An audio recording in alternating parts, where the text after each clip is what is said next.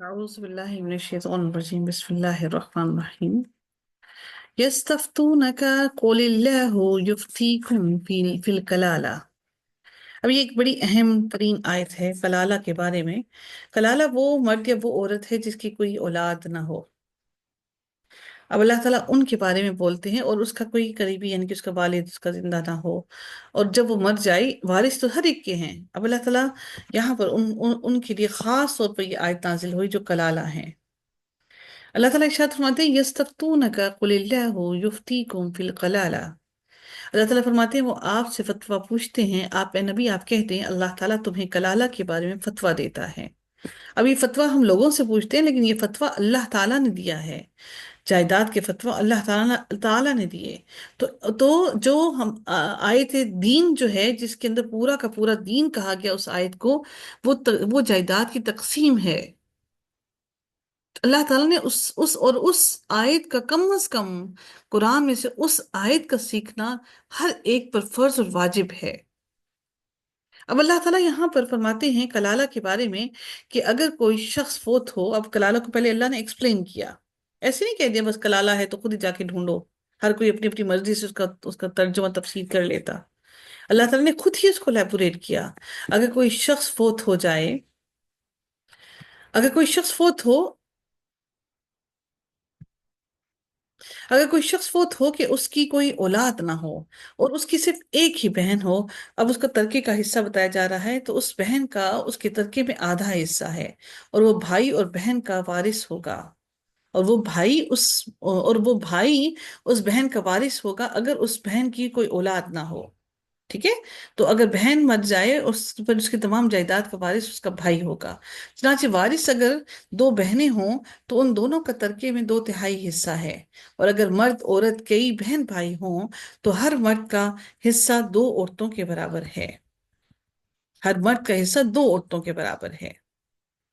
اللہ تعالیٰ تمہارے لیے کھول کر بیان کرتا ہے کہ تم گمراہ نہ ہو جاؤ، اور اللہ تعالیٰ ہر چیز کو خوب جاننے والا ہے۔ سورۃ النساء کا اختتام اللہ تعالیٰ نے کلالہ کی آیت پر کیا، اور وہ بھی جائیداد کے بٹوارے کے بارے میں ہی کیا۔ ہمیں یہ سمجھ لینا چاہیے کہ جائیداد کا بٹوارا کوئی عام چیز نہیں، وہ بڑی نازک مسائل ہیں۔ ہمیں چاہیے کہ ہم جائیداد کے بٹوارے کے معاملے میں پوری طرح سے انصاف سے کام لیں۔ سورۃ المائدہ کا آغاز ہوتا ہے الحمدللہ، جس کی 120 آیات ہیں اور 16 رکوع ہیں۔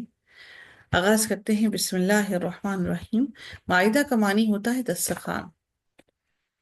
تو اب اس صورت کے اندر کیا ذکر کیا گیا اور یہ کیوں اس کا نام یہ مائدہ رکھا گیا، ہم انشاءاللہ اس کو پڑھیں گے تو انشاءاللہ ہم بہت سی چیزیں سیکھیں گے۔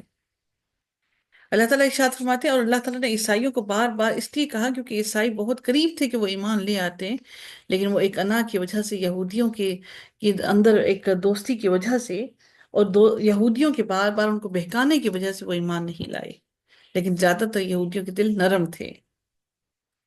عیسائیوں کے دل نرم تھے۔ عیسائیوں کے دل یہودیوں کی نسبت نرم ہیں۔ اور عیسائی جو ہے وہ اتنا زیادہ آگے کیوں بھٹک گئے؟ کیونکہ انہوں نے اپنے دین کے اندر بہت غلو ڈال دیا، بہت زیادہ غلو میں چلے گئے۔ اللہ تعالیٰ ارشاد فرماتے ہیں یا ایھا الذین آمنوا، بسم اللہ الرحمن الرحیم، یا ایھا الذین آمنوا اوفوا بالعقود۔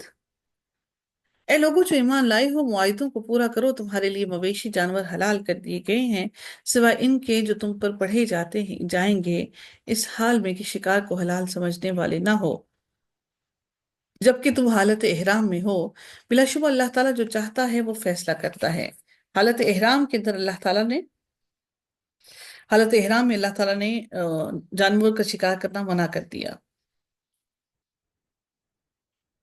انعام کے اندر تمام کے تمام مویشی شامل ہیں، اونٹ، گائے، بکری، بھیڑ وغیرہ تمام اس میں شامل آتے ہیں جو چار پاؤں والے ہیں، اور بہیمت الانعام نر اور مادہ مل کر 8 قسمیں ہیں جو اللہ تعالیٰ نے یہاں پر حلال کیے ہیں، یعنی کہ 8 قسم کے دو اونٹ، یعنی کہ نر اونٹ اور مادہ اونٹ، گائے اور بیل، نر گائے، نر بیل، بکرا، بکری، بھیڑ، اور اس کی جو مونس ہے، تو یہ 8 قسم کے جانور بنتے ہیں، لیکن وحشی جانوروں کو اللہ تعالیٰ نے حلال نہیں کیا۔ उनमें से जो हिरन है, जो कि वो जंगली जानवर है, और नील गाय को अल्लाह ताला ने हलाल किया है।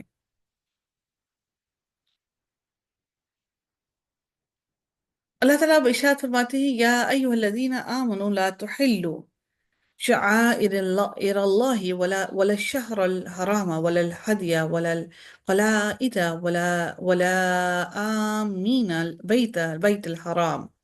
अल्लाह ताला इरशाद फरमाते हैं कि ए लोगों जो ईमान लाए हो, अल्लाह ताला की निशानियों की बेहुरमती ना करो, और ना हुर्मत वाले महीनों की, और ना हरम की कुर्बानी की जो हरम की तरफ लाई जाए, और ना पट्टे डाले हुए जानवरों की, डाले गए जानवरों की, यानी कि जिनको पट्टे लगाकर मुख्तस कर दिया गया कि ये अल्लाह ताला के नाम पर ज़िबा किए जाएंगे, और ना हुर्मत वाले घर जाने का इरादा करने वालों की, यानी जो हज और उम्रा करने के लिए अल्लाह के घर की तरफ जा रहे हैं, जो अपने रब का फजल और रजामंदी तलाश करते हैं, और जब तुम एहराम खोल दो तो शिकार करो, और किसी दुश्मन की दुश्मनी, किसी किसी कौम की दुश्मनी कि उसने तुम्हें मस्जिद हराम से रोका था, तुम्हें हरगिज इस बात का मुजरिम न बना दे कि तुम हद से बढ़ जाओ।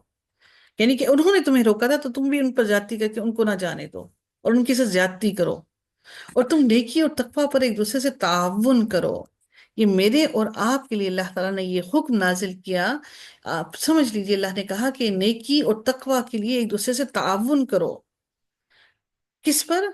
और अल्लाह ताला फरमाते हैं, और गुनाह और ज्यादती पर एक दूसरे से ताउन न करो, और अल्लाह ताला से डरो, बिलाशुबा अल्लाह ताला सख्त सजा देने वाला है। तुम पर हराम कर दिया गया है मुर्दार और खून और सूअर का गोश्त।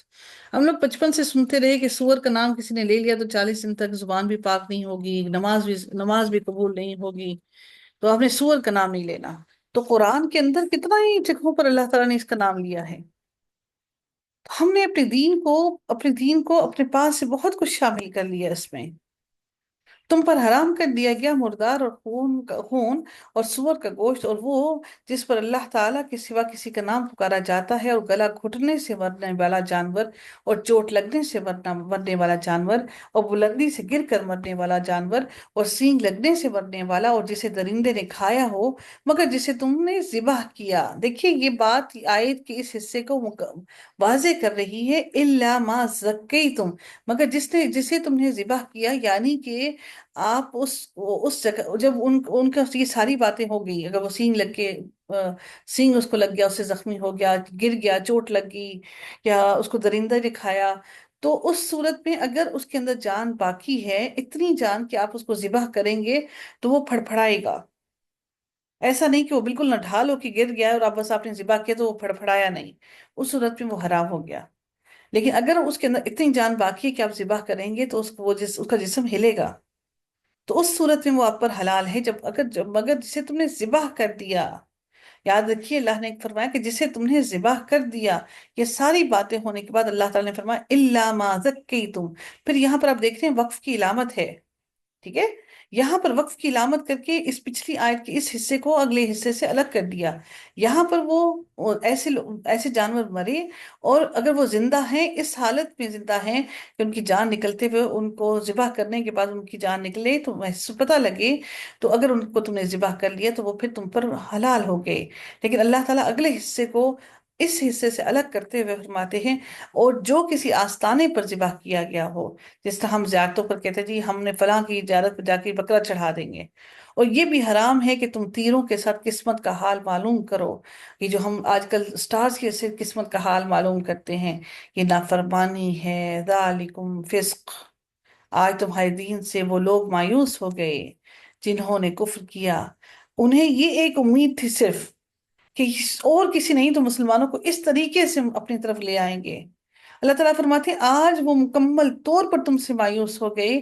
तो हम जब स्टार्स के बारे में बात करते हैं तो हम कितने बदबख्त हैं कि हम अपने आप को उन लोगों के हवाले करते हैं जिनके हवाले करने से अल्लाह ताला ने हमें मना किया है। तो अल्लाह ताला ने उनके लिए फरमाया, जब अल्लाह ताला ने ये आयत नाजिल कर दी, अच्छा वो कहते थे, जो काफिर थे वो कहते थे ये क्या बात हुई कि जब कोई चीज मर जाती तो वो कहते कि एक चीज जिसको अल्लाह ताला ने मार दिया और अल्लाह की तरफ से उसको मौत आई, वो तुम्हारे लिए हलाल, वो तुम्हारे लिए हराम हो गई, और जिसको तुम खुद मारते हो तो वो तुम्हारे लिए हलाल है। اللہ تعالیٰ نے فرمایا جب یہ آیت نازل ہو گئی تو اللہ تعالیٰ نے فرمایا کہ آج تمہارے دین سے وہ لوگ مکمل طور پر مایوس ہو گئے جنہوں نے کفر کیا، چنانچہ تم ان سے نہ ڈرو اور تم مجھ سے ڈرو، آج میں نے تمہارے لیے تمہارا دین مکمل کر دیا۔ اليوم اکملت لکم دینکم واتممت علیکم نعمتی ورضیت۔ اللہ تعالیٰ نے اگر آپ پر یہ دین کو مکمل کر دیا تو آپ اور میں کون ہوتے ہیں اس دین میں چیزیں شامل کرنے کی؟ اور تم پر اپنی نعمت پوری کر دی اور تمہارے لیے اسلام کو بطور دین پسند کیا ہے۔ چنانچہ جو لوگ بھوک میں مجبور کیا جائے، جو شخص مجبور کیا جائے کہ گناہ کی طرف وہ مائل ہونے والا نہ ہو، تو بلا شبہ اللہ تعالیٰ بے حد بخشنے والا، نہایت رحم کرنے والا ہے۔ اس کو زبردستی کھلایا جا رہا ہو یا وہ اتنا بھوک میں مجبور ہو کہ اس کو مرنے کا خطرہ ہو، تو پھر وہ ان حرام چیزوں سے کھا سکتا ہے، صرف اتنا کہ اس کو زندگی بحال رہنے کا کی ایک امید مل جائے۔ تو ادروائز ان تمام جگہوں سے کھانا ہم سب پر حرام ہے۔ یسألونک ماذا، وہ آپ سے پوچھتے ہیں کہ ان کے لیے کیا حلال کیا گیا ہے۔ اے نبی آپ کہہ دیں تمہارے لیے پاک چیزیں حلال کر دی گئی ہیں، اور شکاری جانوروں میں سے جو تم نے سدھا رکھے ہیں، جنہیں تم شکاری بنانے والے ہو، تم انہیں سکھاتے ہو اس میں سے جو اللہ تعالیٰ نے تمہیں سکھایا۔ اللہ نے آپ کو یہ علم سکھایا ہے۔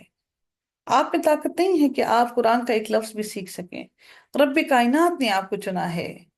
رب کائنات نے آپ کے لیے آپ کو سبحان اللہ چنا بھی تو کس کے لیے چنا؟ اپنے کلام، اپنے دین، اپنے قرآن، اپنے الفاظ کے لیے چنا۔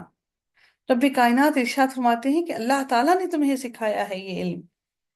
جنہیں تم شکاری بنانے والے ہو تم انہیں سکھاتے ہو، تمہیں لگتا ہے تم ان کو سکھاتے ہو، اور اس میں سے سکھاتے ہو جو تمہیں اللہ تعالیٰ نے سکھایا۔ چنانچہ جو وہ تمہارے لیے پکڑ رکھیں اس میں سے کھاؤ، یعنی کہ شکاری جانور کو، کتے کو آپ نے چھوڑا یا تو اس نے آپ کے لیے پکڑ کے رکھا تو اس میں سے تم کھاؤ، اور اس پر اللہ تعالیٰ کا نام ذکر کرو، یعنی کہ جب آپ اس جانور کو چھوڑتے ہیں یا آپ شکار کے لیے آپ بندوق سے بھی گولی چلاتے ہیں یا چھرا چلاتے ہیں تو اس سے پہلے آپ نے اللہ کا نام یعنی کہ بسم اللہ کہہ دینا لازم ہے۔ اگر آپ بسم اللہ رہ کر نہیں کرتے اور وہ آپ کے وہاں تک پہنچنے سے پہلے پہلے ہی وہ جانور مر جاتا ہے تو وہ آپ پر حرام ہے۔ تو شکار کرنے سے پہلے بسم اللہ پڑھنا لازم ہے۔ واتقوا اللہ، اور اللہ تعالیٰ سے ڈرتے رہو، بلا شبہ اللہ تعالیٰ بہت جلد حساب لینے والا ہے۔ یہ اللہ نے کیوں کہا اللہ سے ڈرتے رہو؟ اس لیے کہ شکار بڑی مشکل سے کرتا ہے۔ اس کے اگر وہ بھول گیا، نہیں بسم اللہ پڑھی، تو اس نے کہا چلو کوئی بات نہیں، مشکل سے شکار ملا، ہم کھا لیتے ہیں، خیر ہے، لیکن اللہ کا نام نہیں لیا تو حرام ہو گیا۔ الیوم احل لکم الطیبات، آج تمہارے لیے پاک چیزیں حلال کر دی گئی ہیں، اور اہل کتاب کا کھانا تمہارے لیے حلال ہے۔ کیونکہ اہل کتاب بھی اسی طرح ذبح کرتے ہیں جیسے مسلمانوں کو ذبح کرنے کا حکم ہے، ان کا ذبیح بھی ہماری ذبیح کی طرح ہے، اور تمہارا کھانا ان کے لیے حلال ہے۔ اور مومن پاک دامن عورتیں اور ان لوگوں میں سے پاک دامن عورتیں جو تم سے پہلے کتاب دیے گئے، جب تم ان کے مہر انہیں ادا کر دو، یعنی کہ اہل کتاب کی بھی عورتیں تمہارے لیے حلال کر دی گئی ہیں، لیکن مہر کو ادا کرنے کے بعد عورت حلال ہے۔ انہیں نکاح میں لانے والے ہو، اعلانیہ بدکاری کرنے والے نہ ہو، اور نہ ہی چھپے دوست بنانے والے ہو، اور جو شخص ایمان کے ساتھ کفر کرے گا تو یقیناً اس کا عمل ضائع ہو گیا، اور وہی آخرت میں خسارہ اٹھانے والوں میں سے ہوگا۔ اے لوگو جو ایمان لائے ہو، جب تم نماز کے لیے اٹھو تو اپنے چہروں اور اپنے ہاتھوں کو کہنیوں تک دھو لو، اور اپنے سروں کا مسح کرو، اور اپنے پاؤں کو ٹخنوں تک دھو لو۔ اللہ نے سروں کا مسح کرنے کا کہا، ہمارے کانوں کا، ہماری گردن کا، ہمارے ہاتھوں کا، بازوؤں کا مسح کرنے کا حکم نہیں دیا۔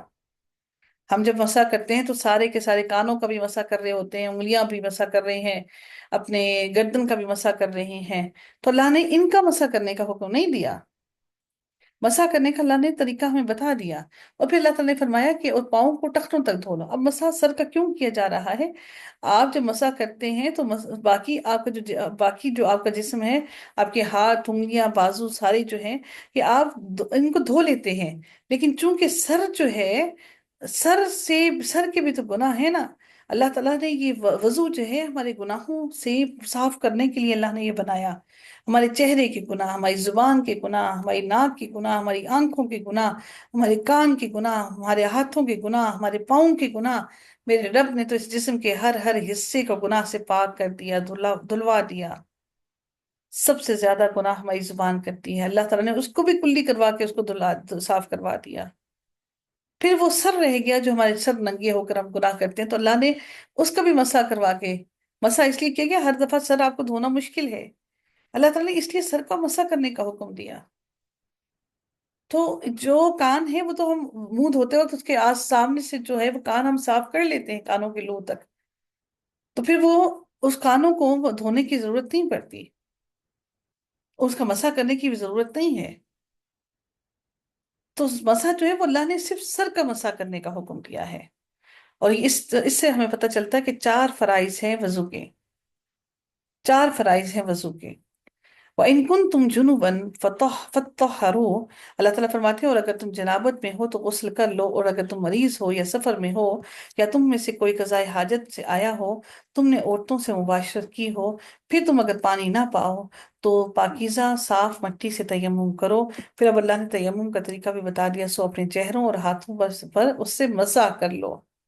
اللہ تعالیٰ ارادہ نہیں رکھتا کہ وہ تم پر کوئی تنگی کرے، لیکن وہ ارادہ رکھتا ہے کہ تمہیں پاک کرے، اور تاکہ تم پر اپنی نعمت پوری کر دے، تاکہ تم شکر ادا کرو اور اپنے اوپر اللہ تعالیٰ کی نعمت کو یاد کرو، اور اس کے عہد کو بھی جو اس نے تم سے مضبوط باندھا تھا کہ تم اللہ کے ساتھ کسی کو شریک نہیں ٹھہراؤ گے۔ جب تم نے کہا تھا کہ ہم نے سنا اور ہم نے مانا اور اللہ تعالیٰ سے ڈر جاؤ، بلا شبہ اللہ تعالیٰ سینوں والی باتوں کو خوب جاننے والا ہے۔ جو سینوں میں تم نے بھید چھپا رکھے ہیں اس کو تمہارا رب خوب جانتا ہے۔ اے لوگوں جو ایمان لائے ہو، اللہ کے لیے خوب قائم رہنے والے، انصاف کے ساتھ گواہی دینے والے بن جاؤ، اور کسی قوم کی دشمنی تمہیں ہرگز اس بات کا مجرم نہ بنا دے کہ تم عدل نہ کرو، کہ تم دشمنی میں اتنا آگے بڑھ جاؤ کہ عدل کو بھول جاؤ۔ عدل کرو، یہی تقویٰ کے زیادہ قریب ہے، اور اللہ تعالیٰ سے ڈر جاؤ۔ جو بھی تم عمل کرتے ہو یقیناً اللہ تعالیٰ اس سے پوری طرح باخبر ہے۔ ان لوگوں سے جو ایمان لائے اور جنہوں نے نیکیاں کی، اللہ تعالیٰ نے وعدہ کیا ہے کہ ان کو بڑی بخشش دے گا اور ان کو بڑا اجر بھی دے گا۔ اور جن لوگوں نے کفر کیا اور ہماری آیات کو جھٹلایا، ایسے لوگوں کو اللہ جہنم میں داخل کرے گا۔ اور اب اللہ تعالیٰ بلاتے ہیں آپ کو اور مجھے، اللہ تعالیٰ فرماتے ہیں یا ایہا الذین آمنو، سبحان اللہ، اللہ تعالیٰ نے کتنی جگہ پر آپ کو اور مجھے بلایا، اے لوگوں جو ایمان والے ہو۔ اب اللہ نے ایمان والوں کی بات کی ہے، اب اپنے دلوں کو اور اپنے کانوں کو کھول کر سنیے گا، یہ سوچ کر کہ اگر آپ ایمان والے ہیں تو کیا یہ بات آپ کے دل پر اتر رہی ہے؟ اللہ تعالیٰ نے ایمان والوں کو بلایا، دلوں میں جن کے ایمان اترا ہوا ہے۔ یا ایہا الذین آمنو، اے لوگوں جو ایمان لائے ہو، اپنے اوپر اللہ کی نعمت کو یاد کرو۔ جب کچھ لوگوں نے ارادہ کیا تھا کہ وہ تمہاری طرف اپنے ہاتھ بڑھائیں، چنانچہ اللہ تعالیٰ نے ان کے ہاتھوں کو تم سے روک دیا، اور اللہ تعالیٰ سے ڈر جاؤ۔ بس لازم ہے کہ مومن اللہ تعالیٰ پر توکل کریں۔ نبی کریم صلی اللہ علیہ وسلم کو مارنے کے ارادے سے تھے، اور کچھ جگہ پر انہوں نے اوپر سے بڑے پتھر کو گرانا بھی چاہا نبی کریم صلی اللہ علیہ وسلم کے اوپر، ان کو مارنا چاہا، تو اللہ تعالیٰ نے ان کے ہاتھوں کو ان پر اٹھنے سے روک دیا، اللہ تعالیٰ نے ان کے دلوں میں خوف ڈال دیا، اور اللہ تعالیٰ نے نبی کریم صلی اللہ علیہ وسلم کو بھی مطلع کر دیا اس بات سے، اور وہ مومنوں کو بھی مارنا چاہتے تھے، تو اللہ تعالیٰ نے ساری باتوں سے مومنوں کو مطلع کر دیا۔ تو ہمیں بھی سوچ لینا چاہیے کہ اللہ تعالیٰ ہمیں کتنی جگہوں سے بچاتا ہے، جب بہت سے لوگ ہمیں گرانے، ہمیں ختم کرنے اور ہمیں نقصان پہنچانے کے در پر ہوتے ہیں۔ وَاتَّقُوا اللَّهَ وَعَلَى اللَّهِ فَلْيَتَوَكَّلِ الْمُؤْمِنُونَ، بس مومنوں کو چاہیے کہ وہ اللہ پر ہی توکل کریں۔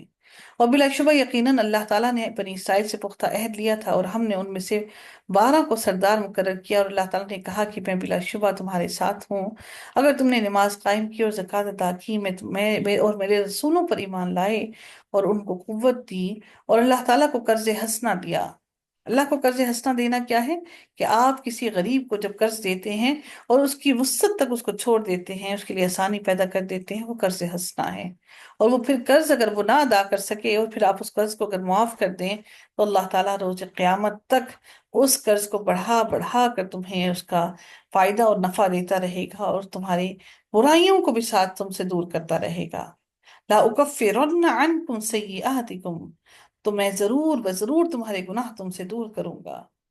ایک وہ گناہ جو ہم نے کر لیے اللہ تعالیٰ ان کو معاف کر دے گا، اور دوسرے اللہ تعالیٰ ہمارے اور ہمارے گناہوں کے درمیان ایک فاصلہ کر دے گا، ہم گناہوں کی طرف ہمارا دل لپکے کا ہی نہیں، اور تمہیں ضرور و ضرور جنتوں میں داخل کروں گا جن کے نیچے نہریں بہتی ہیں، چنانچہ اس کے بعد بھی تم میں سے جس نے کفر کیا تو یقیناً وہ سیدھی راہ سے بھٹک گیا۔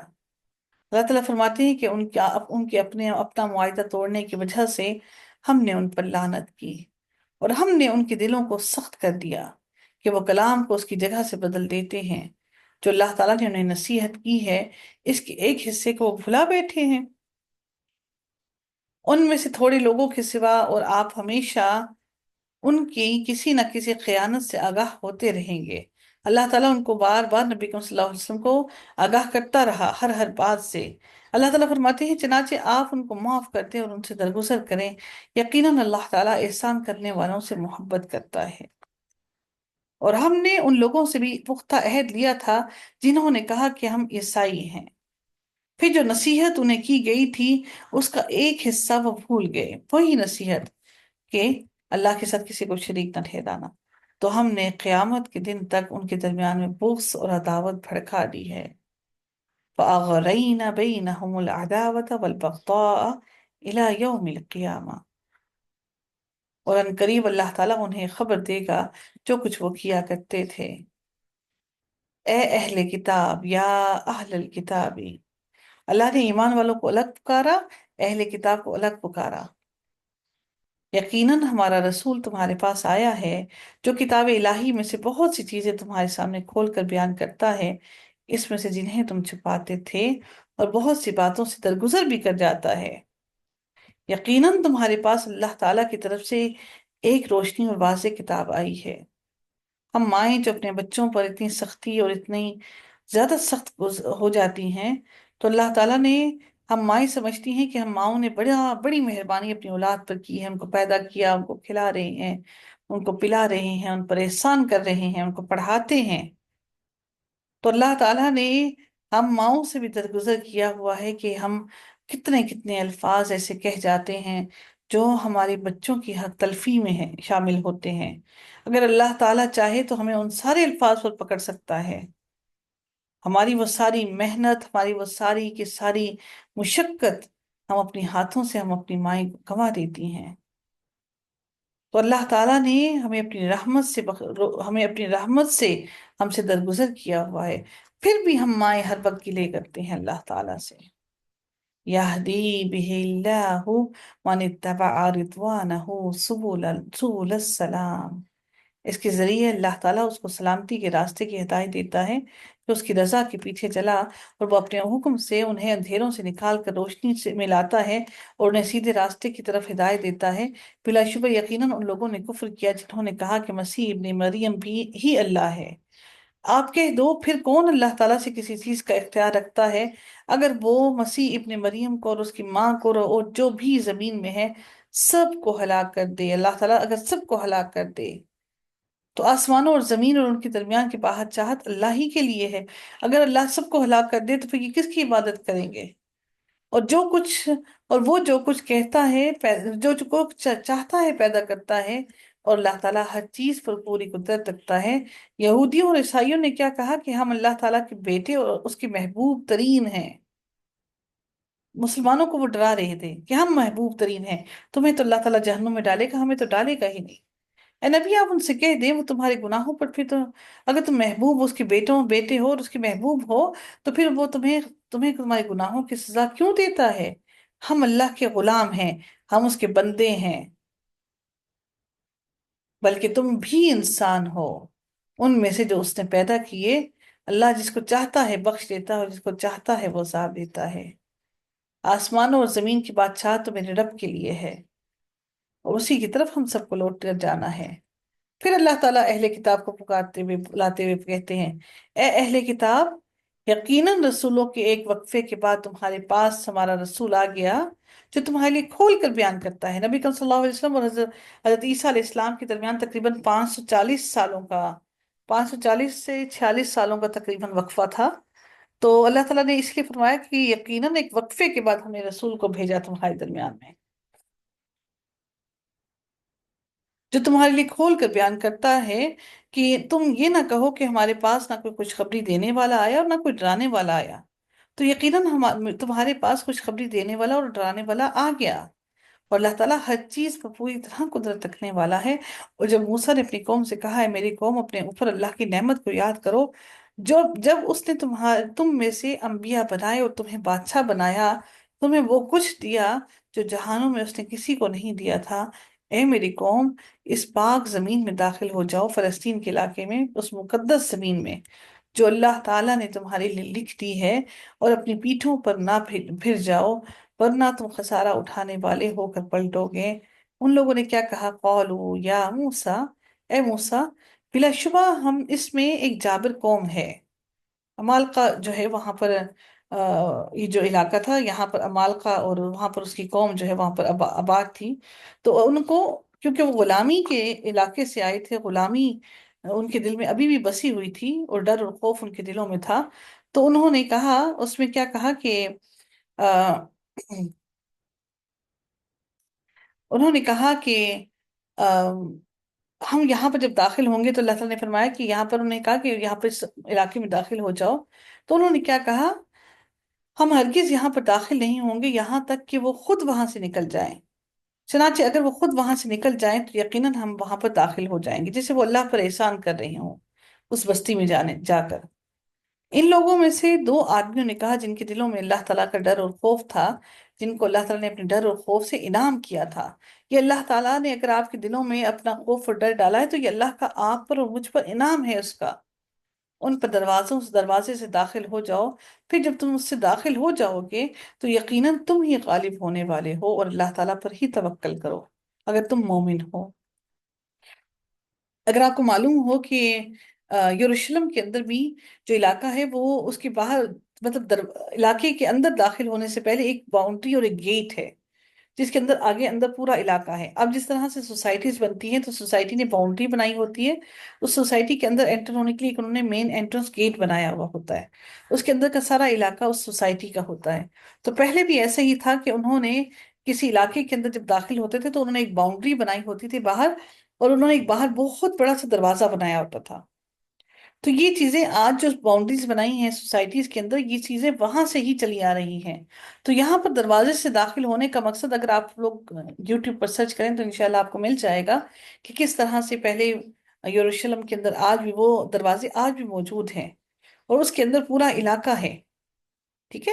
تو اللہ تعالیٰ نے اس لیے انہوں نے جو دو لوگ راسخ ہے جن کو اللہ تعالیٰ نے اپنا ڈر اور خوف ڈالا تھا، انہوں نے کہا کہ تم اس دروازے میں ایک دفعہ داخل تو ہو جاؤ، یقیناً تم ہی غالب ہونے والے ہو، اور اللہ تعالیٰ پر ہی توکل کرو اگر تم مومن ہو، پہلے کوشش تو کرو۔ انہوں نے آگے سے جواب کیا، قالوا یا موسیٰ انا لن ندخلها ابدا ما داموا فيها فاذهب انت وربك۔ اتنی اللہ نے ان پر عنایتیں کی تو انہوں نے آگے سے جواب کیا دیا کہ بے شک ہم اس وقت تک ہرگز اس میں داخل نہیں ہوں گے جب تک وہ لوگ وہاں پر موجود ہیں، سو تم اور تمہارا رب جاؤ اور دونوں جا کر وہاں پر لڑو، یہاں یقیناً ہم تو یہاں بیٹھنے والے ہیں، ہم یہاں بیٹھ کر دیکھیں گے، اور پھر اگر تمہیں فتح مل گئی تو پھر ہم اس بستی میں داخل ہو جائیں گے۔ حضرت موسیٰ علیہ السلام نے پھر اللہ سے التجا کی، کہا قال ربی، اے میرے رب، انی لا املک الا نفسی، یقیناً میں اپنی ذات اور اپنے بھائی کے سوا کسی بات پر اختیار نہیں رکھتا، سو تو ہمارے اور اس ظالم قوم کے درمیان میں، اس ہمارے درمیان اور اس ظالم قوم کے درمیان، اس فاسق قوم کے درمیان علیحدگی کر دے۔ اب بالکل مایوسی کے عالم میں حضرت موسیٰ علیہ السلام نے یہ کہا۔ اللہ تعالیٰ نے کہا پھر وہ زمین ان پر 40 سال تک حرام کی گئی، وہ 40 سال تک اس زمین کے اندر داخل نہیں ہو سکے۔ پھر یہ لوگ زمین میں بھٹکتے رہیں گے، چنانچہ آپ نافرمان قوم پر غم نہ کریں۔ اور انہیں آدم کے دو بیٹوں کا پھر اب اللہ تعالیٰ واقعہ سناتے ہوئے فرماتے ہیں کہ وہ برحق واقعہ بھی پڑھ کر سنائیے حابیل اور قابیل کا، کہ جب ان دونوں نے قربانی پیش کی تو ان دونوں میں سے ایک کی قربانی قبول کی گئی اور دوسرے کی قربانی قبول نہ کی گئی، تو دوسرے نے کہا میں ضرور تجھے قتل کر دوں گا۔ اس نے جواب دیا کہ بے شک اللہ تعالیٰ تو صرف متقیوں ہی سے قبول کرتا ہے، یقیناً اگر تو نے میری جانب اپنا ہاتھ بڑھایا تاکہ تو مجھے قتل کر دے تو میں اپنا ہاتھ تیری طرف بڑھانے والا نہیں کہ میں تجھے قتل کر دوں۔ یقیناً میں اللہ تعالیٰ سے ڈرتا ہوں، یقیناً میں ارادہ رکھتا ہوں کہ میرا اور اپنا گناہ لے کر تو تم لوٹو، یعنی کہ جو قتل کرنے والا ہے وہ نہ صرف اپنے سارے گناہ لے کر لوٹے گا اللہ کی طرف، بلکہ جس کو اس نے قتل کیا اس کے بھی سارے گناہ اسی کے ذمے ہوں گے، پھر تم آگ والوں میں سے ہو جاؤ، اور ظالموں کی یہی سزا ہے۔ چنانچہ اس کے نفس نے اس کے لیے اس کے بھائی کے قتل کو پسندیدہ بنا دیا، تو اس نے اپنے بھائی کو قتل کر ڈالا، چنانچہ وہ خسارہ اٹھانے والوں میں سے ہو گیا۔ فَبَعَثَ اللَّهُ غُرَابًا، پھر اللہ تعالیٰ نے ایک کوا بھیجا جو زمین کو ریتتا تھا، تاکہ وہ اسے دکھائے کہ کیسے وہ اپنے بھائی کی لاش چھپائے۔ اب وہ پریشان ہو گیا، اس سے پہلے کسی کی ڈیتھ نہیں ہوئی تھی، اب وہ کہاں چھپائے اس لاش کو؟ اس نے کہا، ہائے افسوس میری بربادی، کیا میں اس سے عاجز ہو گیا کہ اس کبے کو ایمانت ہو جاؤں تو میں اپنے بھائی کی لاش کو چھپا دوں؟ چنانچہ وہ شرمندہ ہونے والوں میں سے ہو گیا۔ اسی وجہ سے ہم نے بنی اسرائیل پر لکھ دیا کہ یقیناً جس شخص نے کسی جان کو بغیر کسی جان کے بدلے قتل کیا، یعنی کہ قصاص کے بغیر ہی اس نے ایسے ہی کسی کو قتل کر دیا بے قصور، یا زمین میں فساد کے بغیر قتل کیا، تو گویا اس نے تمام انسانوں کو قتل کر دیا، اور جس نے کسی ایک جان کو زندہ کیا تو گویا اس نے تمام انسانوں کو زندہ کیا۔ اور بلا شبہ یقیناً ان کے پاس ہمارے رسول واضح دلائل لائے تھے، پھر بے شک اس کے بعد بھی ان میں سے اکثر لوگ زمین میں یقیناً حد سے بڑھنے والے ہیں۔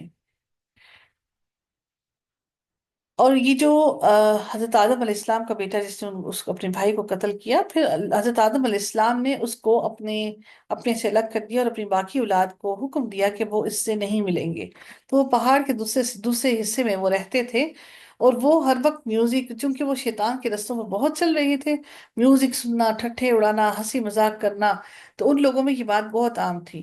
تو حضرت آدم علیہ السلام کی وفات کے بعد ان لوگوں نے یہ سوچا کہ وہاں سے ہمیں اس سائڈ سے اتنی آوازیں آتی ہیں، تو کیوں نہ ہم ایک دفعہ جا کر دیکھیں۔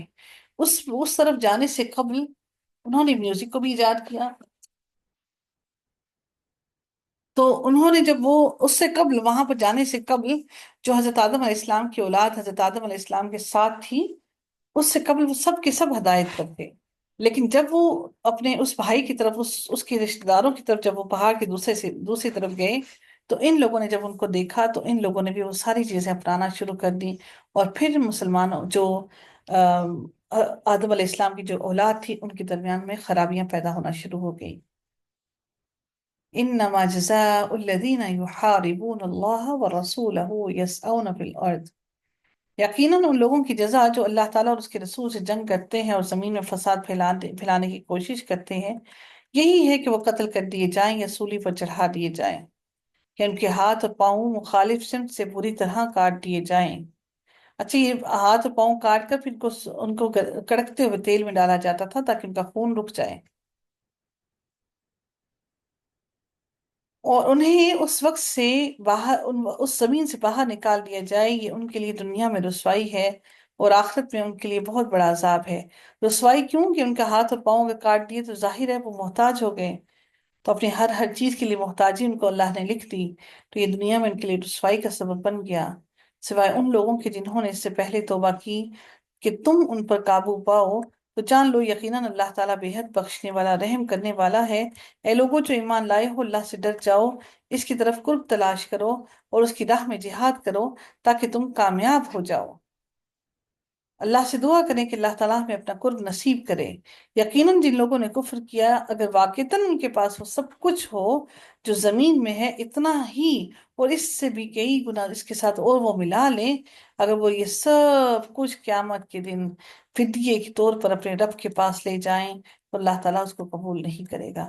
لیکن اللہ تعالیٰ نے اس زمین میں ابھی ہمیں کہا کہ کھجور کی برابر بھی تم اگر کچھ دو، اس کی گٹھلی کے برابر بھی دو، اور اگر تم اس سے بھی چھوٹا، اگر اس سے بھی قلیل دینا چاہو، تو وہ بھی اگر اللہ کی راہ میں خرچ کر دو، تو اللہ تعالیٰ اس کو کئی کئی گنا بڑھا چڑھا کر عطا کرے گا۔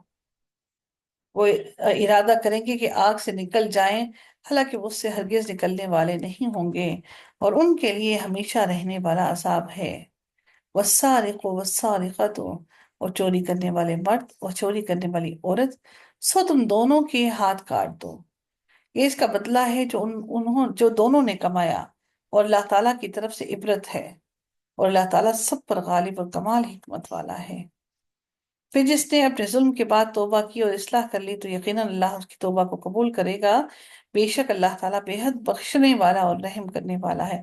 پھر اللہ تعالیٰ نے رحیم کی خاصیت استعمال کی، صفت، کہ صرف مسلمانوں کے لیے کہا، عَلَمْ تَعْلَمْ أَنَّ اللَّهَ لَهُ الْمُلْكُ مُلْكُ السَّمَاوَاتِ وَالْأَرْضِ، کیا آپ نہیں جانتے کہ یقیناً آسمانوں اور زمین کی بادشاہت اللہ کے لیے ہے؟ وہ جس کو چاہتا ہے بخش دیتا ہے، جس کو چاہتا ہے معاف کر دیتا ہے، جس کو چاہتا ہے عذاب دیتا ہے، وہ ہر چیز پر پوری طرح قدرت رکھنے والا ہے، قادر ہے۔ اللہ تعالیٰ ہم سے بھی درگزر فرمائے، ہمارے بھی گناہوں کو معاف کر دے۔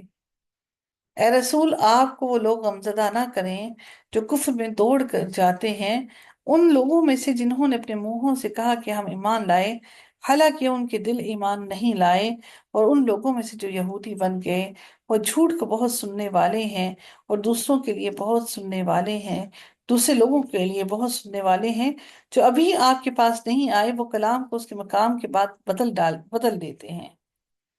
وہ کہتے ہیں کہ اگر تمہیں یہ حکم دیا جائے تو اسے لے لو، اور اگر تمہیں یہ نہ دیا جائے تو بچ جاؤ۔ اور وہ شخص کی اللہ تعالیٰ جس کو فتنے میں ڈالنے کا ارادہ کر لیں تو آپ اللہ تعالیٰ سے اس کے لیے ہرگز کسی چیز کے مالک نہیں ہوں گے۔ وَمَن يُرِدِ اللَّهُ فِتْنَتَهُ فَلَن تَمْلِكَ لَهُ مِنَ اللَّهِ شَيْئًا۔ اور ہم آج اس وقت میں ہر انسان فتنے کا علم حاصل کرنے کی کوشش میں پڑا ہوا ہے۔ اللہ نے فرمایا کہ جس کو اللہ فتنے میں ڈالنے کا ارادہ کر لے تو کوئی اس کو اس فتنے سے نہیں روک سکتا، حتیٰ کہ نبی اکرم صلی اللہ علیہ وسلم وہاں موجود ہے، اللہ تعالیٰ کہتے ہیں آپ بھی اس پر قدرت نہیں رکھتے کہ اس کو اس فتنے سے نکال سکیں۔ یہ وہ لوگ ہیں وہ لوگ ہیں کہ اللہ تعالیٰ نے ارادہ نہیں کیا کہ ان کے دلوں کو پاک کرے۔ اللہ اکبر! اللہ سے دعا کرے اللہ تعالیٰ ہمارے دلوں کو گناہوں سے پاک کر دے۔ ان کے لیے دنیا میں رسوائی ہے اور آخرت میں ان کے لیے بہت بڑا عذاب ہے۔ وہ جھوٹ کو بہت زیادہ سننے والے ہیں اور حرام کو بہت کھانے والے ہیں۔ اگر وہ آپ کے پاس آئیں تو آپ ان کے درمیان فیصلہ کریں یا ان سے اعراض کر لیں، اور آپ ان سے اعراض کریں تو وہ آپ کو کچھ بھی نقصان نہ پہنچا سکیں گے، اور اگر آپ فیصلہ کریں تو ان کے درمیان انصاف کے ساتھ فیصلہ کریں، یقیناً اللہ تعالیٰ انصاف کرنے والوں کو پسند کرتا ہے۔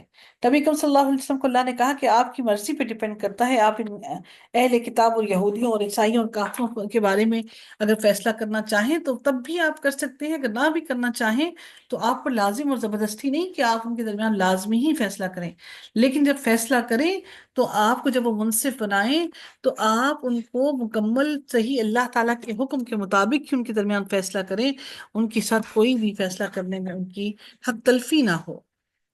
حالانکہ ان کے پاس تورات ہے جس میں اللہ تعالیٰ کا حکم ہے، پھر اس کے بعد بھی وہ منہ موڑ لیتے ہیں، اور وہ لوگ وہ لوگ مومن ہی نہیں۔ یقیناً ہم نے تورات نازل کی جس میں ہدایت و روشنی تھی، اسی کے مطابق اللہ کے فرما بردار انبیاء اللہ والے اور علماء ان لوگوں کے لیے فیصلہ کرتے تھے جو یہودی بنے، وہ بھی ان کتابوں کے مطابق ہی فیصلہ کرتے تھے، اس لیے انہیں کتاب اللہ کا محافظ بنایا گیا، اللہ نے ان کو محافظ بنایا تھا اپنی کتاب کا، اور وہ اس پر گواہ بھی تھے۔